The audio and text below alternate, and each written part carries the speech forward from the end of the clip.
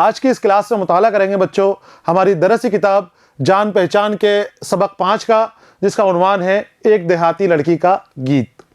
सबक एक देहाती लड़की का गीत को मैंने आपकी सहूलियत के लिए 3 हिस्सों में तकसीम कर दिया है। पहले हिस्से के अंदर हम जो देहाती लड़की का गीत के शायर हैं अख्तर शीरानी की ज़िंदगी के हवाले से बात करेंगे। दूसरे हिस्से के अंदर हम हमारी नज़्म का मुताला करेंगे और तीसरे हिस्से के अंदर हम जो निसाबी किताब में सवालात दिए गए हैं उनके जवाब ढूंढेंगे, उनको हल करने की कोशिश करेंगे। तो हम शुरू करते हैं सबक का पहला हिस्सा, अख्तर शीरानी का तारुफ। बच्चों, अख्तर शीरानी रूमानी शायर कहलाते हैं, लेकिन ये उतने मशहूर नहीं हो पाए जितना ये हो सकते थे, जिस तरह की इनकी गज़लें और जिस तरह की इनकी नज़में हैं। अख्तर शीरानी को हम इस तरह से देख सकते हैं कि गलत वक्त पर पैदा हुए एक अच्छे शायर थे। गलत वक्त पर इसलिए क्योंकि आप जद्दत पसंद नहीं थे, लेकिन आपका दौर जदीदियत का दौर था, जद्दत पसंदी का दौर था। जब आप शायरी कर रहे थे तो आप पुराने तरीक़ों पर शायरी कर रहे थे, रूमानी शायरी कर रहे थे, लेकिन जद्दत पसंदी आपकी शायरी के अंदर नज़र नहीं आती थी। तो इसलिए आपको वो मकबूलियत हासिल नहीं हुई जिसके आप काबिल थे, जो आपको होनी चाहिए थी। तो हम शुरुआत करते हैं अख्तर शीरानी के तारुफ से। अख्तर शीरानी का बच्चों नाम दाऊद खां था, असली मोहम्मद दाऊद खां। अख्तर शीरानी राजस्थान के शहर टोंक में पैदा हुए थे। दाऊद खां नाम था और अख्तर आपका तखल्लुस था। तखल्लुस शायर शायरी के लिए अपने नाम के अलावा एक और नाम रखता है, उस नाम को वो शायरी में इस्तेमाल करता है। जहाँ भी शायरी करता है आखिरी शेर के अंदर ज़्यादातर वो वहाँ पर इस्तेमाल करता है। उस नाम को, जो नाम दूसरा रखा है शायरी के लिए, उसे तखल्लुस कहा जाता है। और तखल्लुस जिस बंद में आ जाए, जिस नज़्म के, जिस शेर के, गज़ल के अशार में आ जाए, जिस शेर में आ जाए, उसे मक्ता कहते हैं, जिसमें तखल्लुस का इस्तेमाल हो। तो मोहम्मद दाऊद खां अख्तर शीरानी का नाम था और अख्तर आपका तखल्लुस था। शीरानी आपको ख़ानदान से मिला था, आप शीरानी ख़ानदान से ताल्लुक़ रखते थे। राजस्थान के शहर टोंक में आप पैदा हुए थे। टोंक में आपके पैदा हुए और उर्दू के मशहूर मुहक्किक और अदीब हाफिज़ महमूद खां शीरानी के बेटे थे।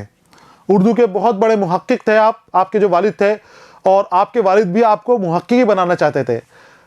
पैसों की कोई कमी नहीं थी, अच्छे खाते पीते घर से ताल्लुक़ रखते थे, तो किसी बात की आपको अपने इल्म के अंदर या अपने दूसरे कामों के अंदर कभी कमी महसूस नहीं हुई।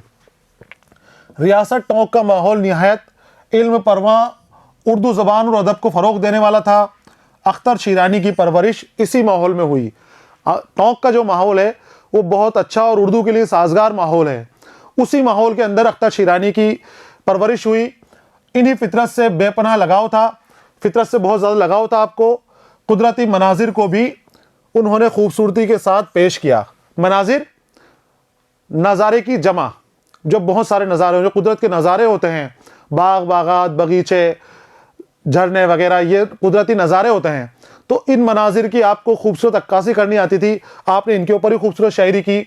अख्तर शीरानी को रूमानी शायर कहा जाता है। रूमानी शायर, रूमानी शायरी करने वाला। अख्तर शीरानी को लक़ब दिया गया था रूमानी शायर का। इनकी शायरी में गीतों जैसी रवानी और नगमगी मिलती है। गीत के अंदाज में, नगमों के अंदाज में आप अपनी शायरी करते हैं।